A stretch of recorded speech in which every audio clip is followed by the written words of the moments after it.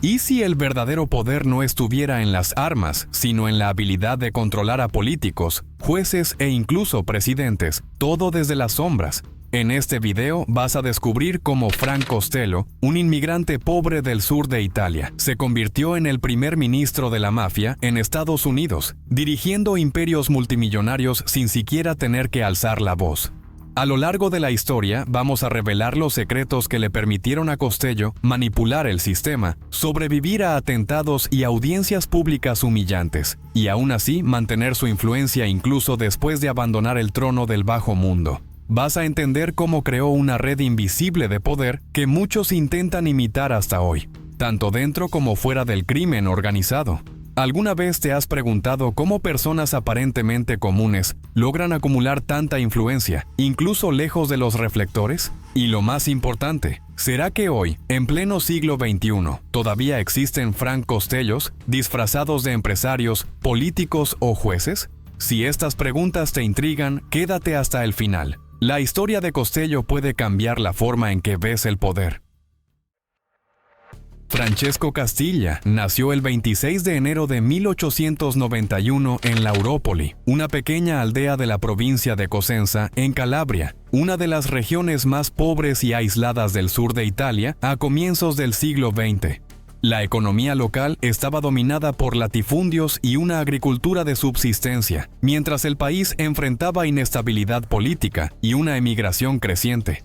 En 1895, sus padres decidieron dejar Italia rumbo a Estados Unidos, uniéndose al flujo migratorio de millones de italianos que buscaban escapar del hambre, la violencia rural y el desempleo. La familia Castiglia se instaló en Harlem, Nueva York, un barrio que comenzaba a consolidarse como enclave de la comunidad italiana. El padre, un obrero manual, tenía dificultades para mantener a sus hijos en un entorno urbano, donde el prejuicio contra los inmigrantes del sur de Italia era evidente.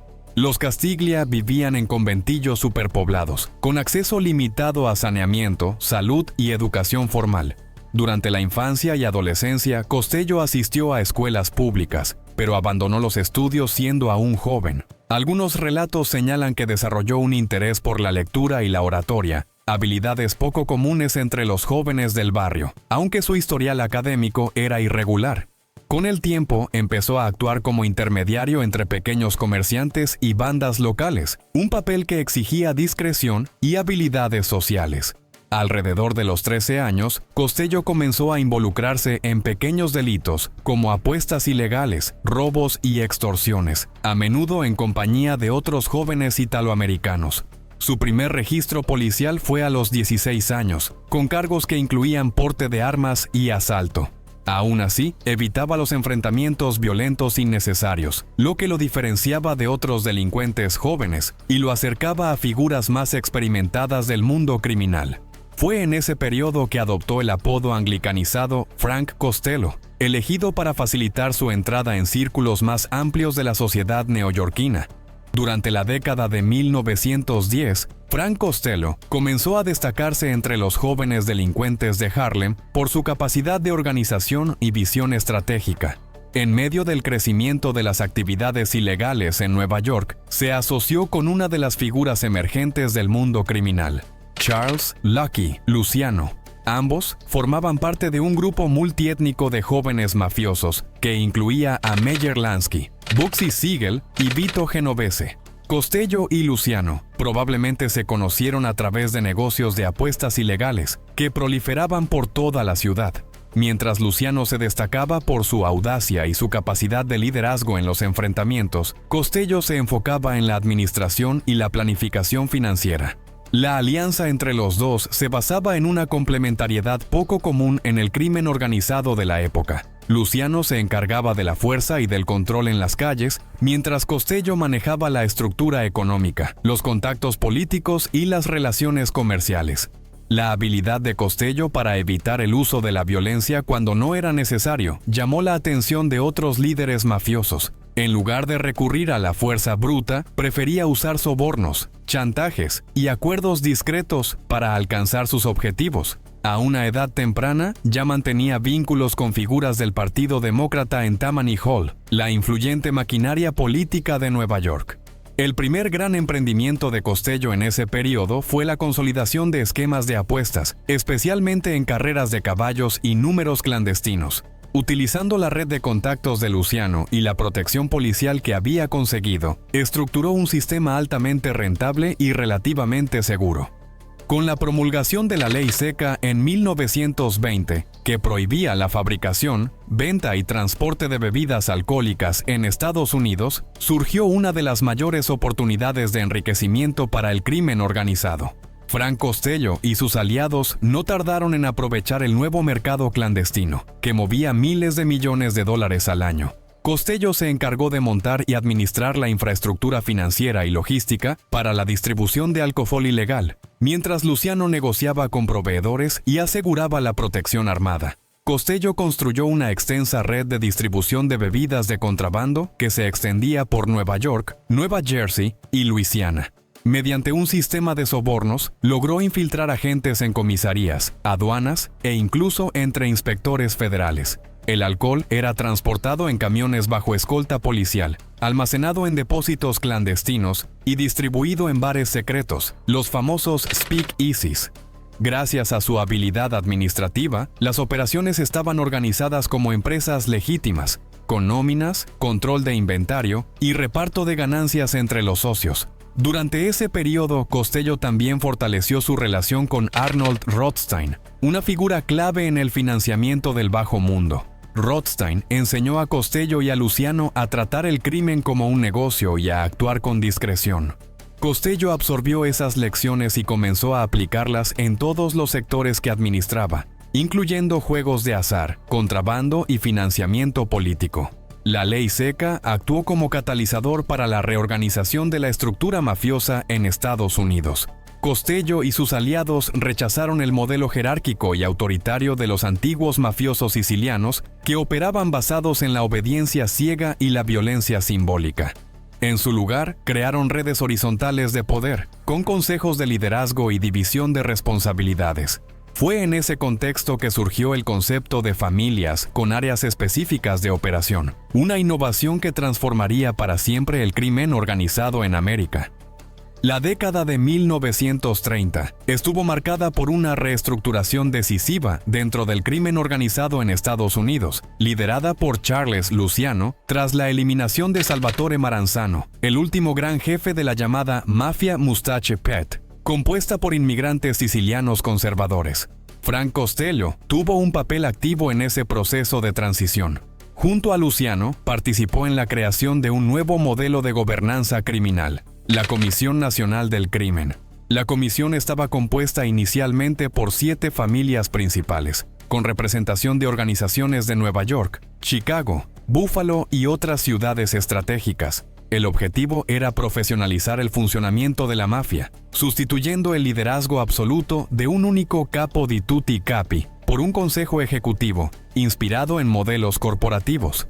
Costello fue nombrado consigliere de la familia Luciano, una función de consejero político y estratégico, y aunque no tenía el cargo formal más alto, era reconocido como una de las voces más influyentes del grupo. En este nuevo esquema, Costello asumió un papel esencial como mediador entre los intereses de la mafia y el poder público. Actuaba como interlocutor en negociaciones con políticos, jueces y empresarios, asegurando que las decisiones de la comisión se implementaran sin interferencias externas. La prensa llegó a llamarlo el primer ministro de la mafia, debido a su función casi diplomática. Era el encargado de articular alianzas entre familias y negociar treguas en momentos de tensión, evitando enfrentamientos que pudieran atraer demasiada atención de las autoridades. Bajo la influencia de Costello, la comisión adoptó principios de estabilidad y previsibilidad, priorizando acuerdos económicos sostenibles en lugar de enfrentamientos sangrientos. Fue uno de los principales defensores del equilibrio entre las ganancias del crimen y el silencio de la sociedad civil. Apoyó la expansión controlada de operaciones como casinos, juegos de azar y préstamos ilegales, siempre que hubiera garantías de protección legal y un retorno financiero constante. En las décadas de 1930 y 1940, Frank Costello consolidó su estrategia de infiltración en sectores legales de la sociedad estadounidense. Mientras otros líderes mafiosos se concentraban en extorsiones y asesinatos, él ampliaba sus inversiones en negocios legítimos, como emprendimientos inmobiliarios, compañías de transporte y, principalmente, operaciones de juegos de azar en estados donde existían vacíos legales. Costello fue uno de los primeros en entender el potencial de los casinos como fuente continua de ingresos y medio para lavar dinero. Su principal foco fue Luisiana, donde estableció alianzas duraderas con políticos influyentes y pasó a controlar gran parte de la estructura del juego legalizado en Nueva Orleans. El ascenso de Costello en Nueva Orleans tuvo como pieza clave su relación con el político Huey Long y, posteriormente, con el sheriff Louis Haight y el jefe mafioso Carlos Marcello. Combinando sobornos y apoyo electoral, creó un sistema de protección mutua que beneficiaba tanto a mafiosos como a autoridades locales. El control de los juegos de azar le permitió mover grandes sumas de dinero de forma legal, reduciendo su exposición a investigaciones federales. Al mismo tiempo, financiaba campañas políticas, influía en nombramientos judiciales e intervenía en votaciones legislativas, asegurándose de que sus operaciones fueran tratadas con indulgencia o ignoradas. En Nueva York, Costello mantuvo influencia sobre el Partido Demócrata local, especialmente a través de la organización política Tammany Hall. Era conocido por financiar campañas de candidatos que, una vez electos, retribuían con favores, nombramientos y contratos públicos. Gracias a este sistema, logró mantener negocios ilegales en funcionamiento durante décadas sin grandes interrupciones. Varios policías, jueces y fiscales del estado de Nueva York fueron directa o indirectamente influenciados por su accionar tras bambalinas. Además de los juegos de azar, Costello invertía en empresas fachada, como distribuidoras de bebidas y compañías constructoras. Muchos de estos negocios estaban registrados a nombre de terceros, lo que dificultaba el rastreo por parte de las autoridades. El cuidado con la documentación y la integración con instituciones legítimas hicieron que su estructura fuera extremadamente resistente. Frank Costello construyó a lo largo de las décadas una imagen que contrastaba con el estereotipo del mafioso violento y extravagante. En su lugar, cultivaba una figura refinada, comedida y altamente calculadora. Vestido frecuentemente con trajes hechos a medida, mantenía una postura educada y articulada, lo que le permitía moverse con soltura en ambientes de élite. A diferencia de jefes como Al Capone, que buscaban notoriedad y no dudaban en usar la violencia como demostración de poder, Costello veía en el anonimato y la diplomacia herramientas más eficaces para alcanzar sus objetivos. En reuniones con jueces, empresarios o políticos, evitaba cualquier término vinculado al crimen y se presentaba como un intermediario financiero. Además de su comportamiento reservado, Costello era conocido por evitar ordenar asesinatos cuando existía una alternativa viable. No se trataba de una postura humanitaria, sino de un cálculo pragmático. Las muertes atraían la atención de la prensa y de las autoridades, poniendo en riesgo operaciones lucrativas. En situaciones de conflicto prefería usar sobornos, chantajes o mediaciones políticas para resolver disputas. Eso no significa que estuviera ajeno a la violencia. Contaba con hombres armados y leales a su disposición, pero evitaba recurrir a ellos como primera opción. Su reputación de hombre sensato se construyó sobre decisiones frías y estratégicas. Su casa en Nueva York era frecuentemente visitada por abogados, empresarios e incluso miembros del clero, todos interesados en algún tipo de asistencia financiera o política. Costello operaba como un banco informal y, al mismo tiempo, como un articulador político, ofreciendo financiamiento a cambio de favores futuros. En la segunda mitad de la década de 1940, Frank Costello ya era visto como el líder de facto de la familia Luciano, ejerciendo el mando gracias a su influencia política y capacidad administrativa. Sin embargo, esa posición comenzó a verse amenazada con el regreso a Estados Unidos de Vito Genovese, quien se había exiliado en Italia durante la guerra para escapar de acusaciones de asesinato. Al volver, Genovese buscaba retomar el control de la familia, alegando que su ausencia había sido forzada y que Costello ocupaba el puesto solo de forma provisional. Genovese representaba un modelo opuesto al de Costello. Valoraba el control directo, la intimidación y el uso de la violencia para consolidar poder. Mientras Costello mantenía alianzas políticas y evitaba enfrentamientos públicos, Genovese organizaba discretamente el debilitamiento de su rival, formando alianzas internas y cooptando caporegímenes que estaban insatisfechos con el liderazgo más diplomático. Uno de sus principales aliados fue Albert Anastasia, jefe de la familia Mangano, quien ofreció protección y apoyo logístico para las acciones de Genovese. El ambiente entre las familias comenzó a deteriorarse con tensiones crecientes tras bambalinas. La disputa alcanzó su punto crítico el 2 de mayo de 1957, cuando Costello fue blanco de un atentado a tiros en el vestíbulo del edificio donde vivía, en Manhattan. El autor del disparo fue Vincent DeChin, gigante, mano derecha de Genovese. Costello sobrevivió al ataque, habiendo sido rozado en la cabeza por una bala, pero el incidente tuvo un impacto simbólico profundo. Demostró que su liderazgo ya no era incontestable dentro de la organización. A pesar de no denunciar al agresor, de acuerdo con el código de silencio de la mafia, la Omertà comprendió que su posición estaba demasiado debilitada como para resistir una guerra interna prolongada. Poco tiempo después del atentado, Costello anunció su retiro del liderazgo activo de la familia, entregando el control operativo a Genovese. Su decisión fue recibida sin oposición abierta, lo que indicaba que la mayoría de los miembros clave ya se había pasado al otro bando. Tras ceder el control de la familia a Vito Genovese, Frank Costello inició un proceso de retirada gradual del escenario central de la mafia. Aunque abandonó el liderazgo formal, no se alejó completamente del mundo criminal. Su red de contactos con políticos, empresarios y abogados seguía siendo extensa y continuaba siendo consultado por líderes mafiosos en asuntos estratégicos. Al mantener cierta influencia sin ocupar un cargo visible, Costello protegió su integridad física y evitó involucrarse directamente en disputas internas que podrían haberlo llevado a la muerte o a una larga condena. Incluso fuera de la primera línea, Costello supo conservar su posición como figura respetada. Durante las reuniones entre líderes de diferentes familias, su nombre era mencionado con frecuencia como referente de prudencia y capacidad administrativa. Mantuvo activos diversos negocios legales, incluyendo acciones en casinos de Nevada y propiedades comerciales en Nueva York. Con el paso de los años, Costello redujo su exposición pública y adoptó una rutina más discreta. Evitaba eventos sociales llamativos, se desplazaba con discreción y residía de forma estable en Manhattan, lejos de las zonas de conflicto mafioso. A diferencia de otros mafiosos que intentaron recuperar el poder tras caídas internas, Costello aceptó su nueva condición y se centró en preservar su legado y su libertad. Internamente, su figura pasó a simbolizar una era anterior de la mafia, en la que la diplomacia y los vínculos institucionales tenían más peso que la fuerza bruta. Incluso con el fortalecimiento de Genovese y otros líderes más agresivos, Costello seguía teniendo acceso a información privilegiada y era buscado por mafiosos más jóvenes que querían consejos sobre política, negocios y resolución de conflictos.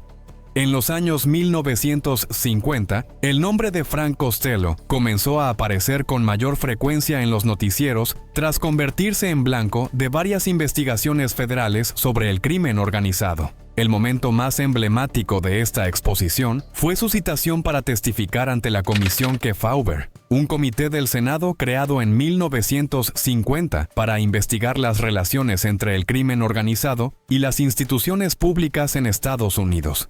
La comisión, liderada por el senador Estes Kefauver, llevó a cabo audiencias transmitidas en vivo por televisión, un hecho inédito que expuso al público estadounidense la magnitud y sofisticación de las operaciones mafiosas.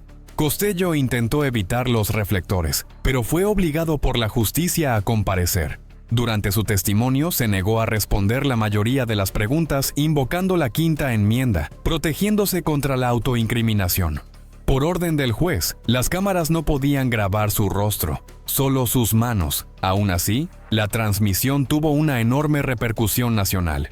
Millones de telespectadores observaron, fascinados, a esta figura elegante y controlada que respondía con frases breves y evitaba los enfrentamientos directos. La exposición pública trajo consecuencias legales. En 1951, Costello fue condenado por desacato al Senado por negarse a colaborar con la comisión. Poco después, fue juzgado por evasión fiscal y sentenciado a 5 años de prisión.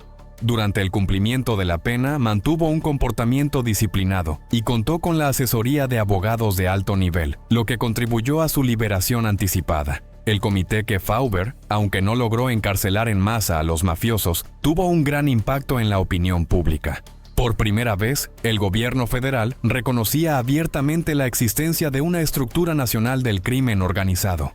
Costello fue transformado involuntariamente en símbolo de ese sistema. Su nombre pasó a ser citado como ejemplo de lo que muchos senadores calificaban como el nuevo rostro del crimen, articulado, influyente e integrado en las instituciones. Tras las condenas y el debilitamiento de su posición dentro de la organización, Frank Costello adoptó una postura de alejamiento definitivo de las actividades criminales directas. Durante los años 60, evitó la exposición pública y rechazó cualquier intento de regresar al centro de las decisiones de la mafia. Se estableció en Manhattan, en el edificio Waldorf Towers, donde llevaba una vida discreta, dedicada a sus negocios legales y a la administración del patrimonio que había acumulado a lo largo de décadas. Costello nunca fue expulsado formalmente de la estructura mafiosa, pero su papel quedó limitado a uno simbólico. Por respeto a su trayectoria y por la manera en que había evitado conflictos abiertos durante la disputa con Genovese, fue dejado en paz por gran parte de la nueva generación de mafiosos, a diferencia de muchos de sus contemporáneos, que murieron en enfrentamientos armados o fueron condenados a cadena perpetua. Costello logró mantener su libertad hasta el final de sus días. Durante su reclusión, Costello mantuvo inversiones en negocios lícitos, como bienes raíces y acciones, además de participaciones indirectas en emprendimientos hoteleros y de construcción. Su nombre, sin embargo, seguía apareciendo ocasionalmente en investigaciones, especialmente cuando surgían operaciones que involucraban a antiguos asociados. Aún así, no se presentaron nuevos cargos formales en su contra en los últimos años de su vida. Aunque ya no estaba activo, Costello seguía con interés los acontecimientos relacionados con el crimen organizado, especialmente el trabajo de la Comisión del Crimen y el fortalecimiento de las políticas federales contra la mafia. La aparición de nuevas figuras, como Paul Castellano y Anthony Salerno, señalaba una nueva generación con métodos distintos, más centrados en el tráfico de drogas y en delitos de alto riesgo. Frank Costello falleció el 18 de febrero de 1973, a los 82 años, a causa de un infarto mientras se encontraba en su residencia en Manhattan. La muerte de uno de los mafiosos más influyentes del siglo XX atrajo la atención de la prensa, pero no causó una gran conmoción pública.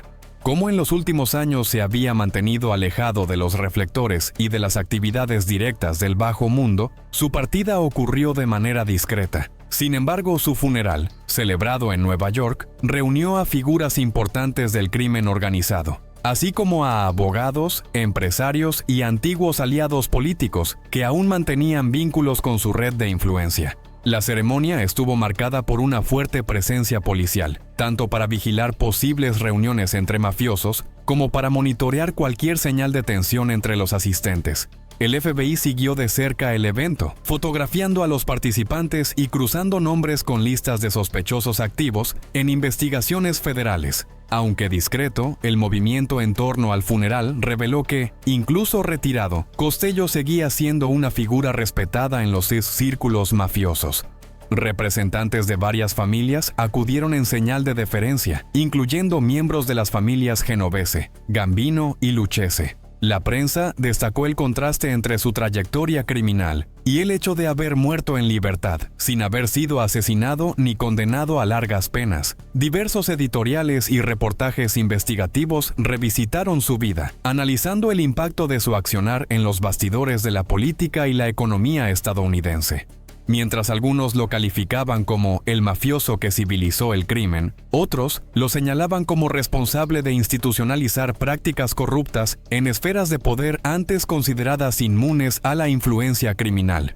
La repercusión de su muerte también provocó debates sobre los métodos utilizados en el combate al crimen organizado en las décadas siguientes. La figura de Costello pasó a ser analizada por estudiosos y periodistas como símbolo de una fase intermedia de la mafia, más sofisticada que las bandas violentas de los años 20, pero anterior a la brutalidad impersonal de las organizaciones de los años 80. Con el paso del tiempo, la memoria de Frank Costello fue incorporada a la cultura popular, sirviendo de inspiración para personajes en películas, libros y series sobre el crimen organizado. Su nombre aparece en obras como El Padrino, y fue una influencia directa en la creación del personaje Frank Costello, interpretado por Jack Nicholson en Los Infiltrados, de Martin Scorsese. La referencia más reciente a Costello aparece en The Alto Knights, dirigida por Barry Levinson y escrita por Nicholas Pileggi. Frank Costello murió en su cama, con el respeto de mafiosos, políticos y empresarios. Algo casi inédito en el mundo del crimen organizado, pero eso nos deja una pregunta inevitable. ¿La verdadera amenaza para la sociedad está en los criminales armados o en aquellos que usan traje y corbata para manipular decisiones, leyes y elecciones sin disparar una sola bala? Quiero saber tu opinión. ¿Qué te parece más peligroso? ¿El mafioso que actúa en las sombras o el sistema que lo protege? Deja tu respuesta en los comentarios y discutamos juntos esta cuestión que sigue más vigente que nunca. Si te gustó el video, suscríbete al canal y activa la campanita de notificaciones. Aquí vas a descubrir los rincones más oscuros de la historia que nadie se atreve a contar. No suscribirte es perderte contenidos que revelan el lado oculto del poder. Nos vemos en el próximo episodio.